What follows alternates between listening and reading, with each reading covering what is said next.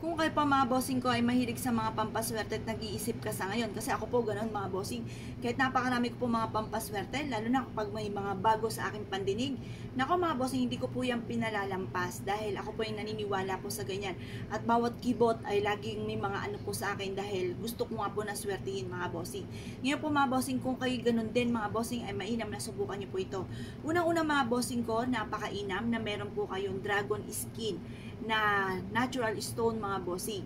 Ang dragon skin or ang dragon, matik po yan, good luck po yan sa pangkalahatan. Swerte yan sa mananaya, swerte yan sa negosyo, or kung ano man yung nirarakit ninyo para lagi kayo suswertein mga bossing. Mainam na meron kayong natural stone na dragon skin. Yan, dragon skin, natural stone po yan mga bossing. Mix po dito yung yung gray at saka gold. Saktong-sakto mga bossing ko, lalo na sa 2023. The best po ito mga bossing. At kapag sa amin naman kayo bumili mga bossing ko, yung sa amin po may pahid na langis na pampaswerte. Yung langis po namin, special po yan.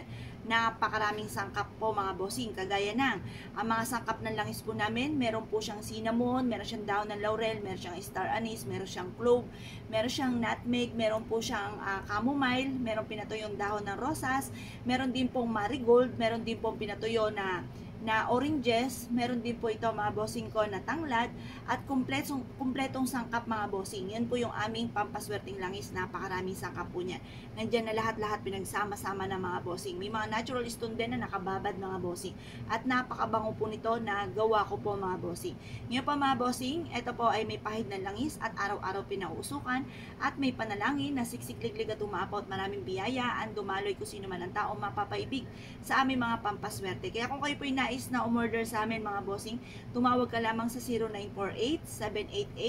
0948-788-9806. Bukod po dito sa dragon skin, ayan po mga bossing, ay swerte rin po mga bossing ko ang mucha po mga bossing ko ng langka mga bossing. Meron kaming single lamang, meron din kaming double, at meron din naman na may sibol mga bossing. Dito sa mucha po namin mga bossing, marami na nagpatotoo na sila po'y sinuwerte. Merong maggugulay, merong sari-sari store, meron din pong magbababoy mga bossing, at meron din karinderya mga bossing. Marami na po nagpatotoo na sila po'y sinuwerte po dito mga bossing.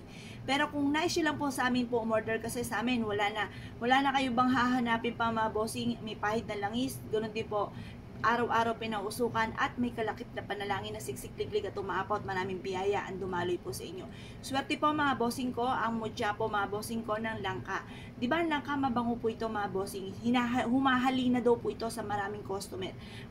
Para po tayo ay swertein sa ating pong negosyo, mainam po na meron tayong mutya po ng langka. Ganun din pa mga bossing ko, ito po mutya ng suso.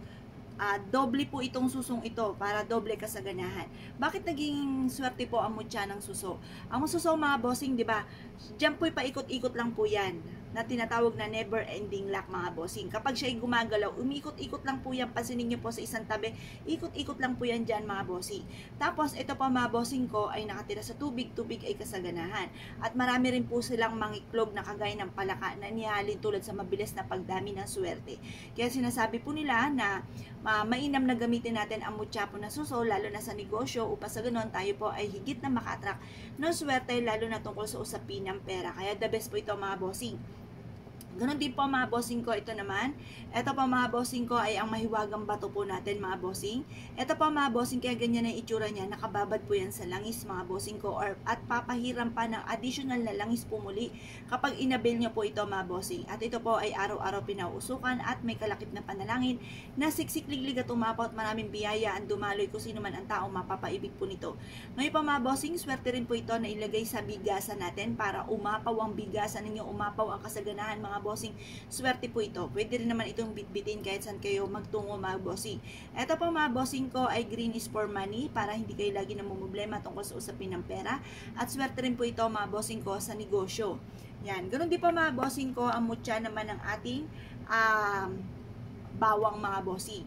Ngayon po, ito po, wala nang pagtuyo po ito. Diba, lagi ko po sinasabi, mas mainam, ang bawang ay laging fresh, matigas pa po siya, juicy pa po siya mga bossing. At kapag ito ay natuyo na, itatapon nyo na po yan dahil hindi na po yan maswerte. Kumbaga, marami na siya nahigop ng mga negatibo, kaya kailangan itatapon na. Pero sa mutya po mga bossing ko ng bawang, agay po nito, wala po ditong tapon. Ito po mga bossing ko ay lifetime yung gamit. Pwede nyo pa po itong imana sa inyo pong kapu-apuhan na mahilig sa mga pampaswerte.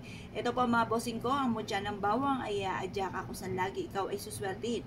Proven po ito na maswerte basta't may 100% kang paniniwala sa mga gatong mga pamamaraan. Kung kayo po mga bossing ko ay naniniwala, magbitbit kayo ng mga pampaswerte, anting-anting, o kaya po yung mga mutya mga bossing ko, saan man kayo magtungo at mapapasin ninyo, iaadya kayo kung saan lagi kayo ay suswertihin.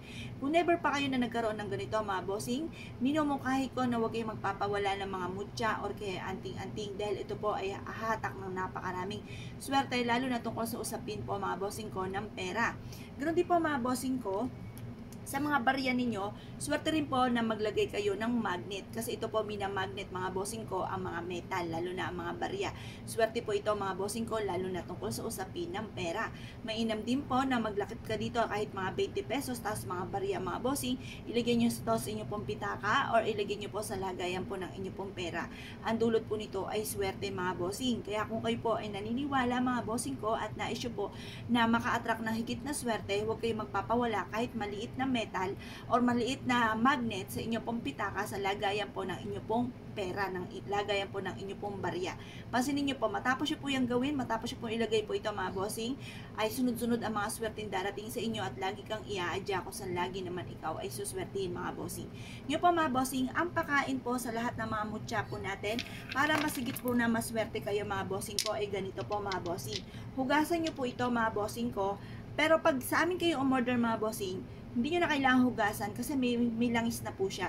Pero kung halimbawa lumipas na 1 taon, mga bossing ko, marami na siya mga nahigop na negatibong enerhiya, saka nyo po siya huhugasan. Pero kung kayo ay bibili mga bossing ko sa iba at gusto nyo po ma-energize, hugasan nyo itong mabuti, tapos ibilad sa sinag ng araw hanggang alas 8 ng umaga mga bossing. At pagkatapos, pwede siyang pahiran ng langis na pampaswerte. Kung gusto nyo na kayo mismo ang gagawa ng langis, pwede rin naman na yung pong kahit po baby oil or kaya po langis ng nyog or kahit cooking oil, basta hindi pa ito nagagamit mga bossing. Lagyan ng kaparanggot na asin at lagyan ng sampagita at ipahid sa mga mutya po ninyo. At lagi nyo po yan dadasalan ng mga ama namin, yung mga ordinaryong pandasal po natin mga bossing ko. Magdasal po kayo, dasalan nyo po siya para mas maging powerful po siya. Siyempre, lagi kang mag-wish ng lahat ng inyong kahilingan na magmumula sa inyong pong puso para mabilis matupad ang inyong pong mga kahilingan. Kaya kung ko'y pinaniwala at na-issue po itong gawin mga bossing, at siya mga bossing, good luck po sa inyo po lahat.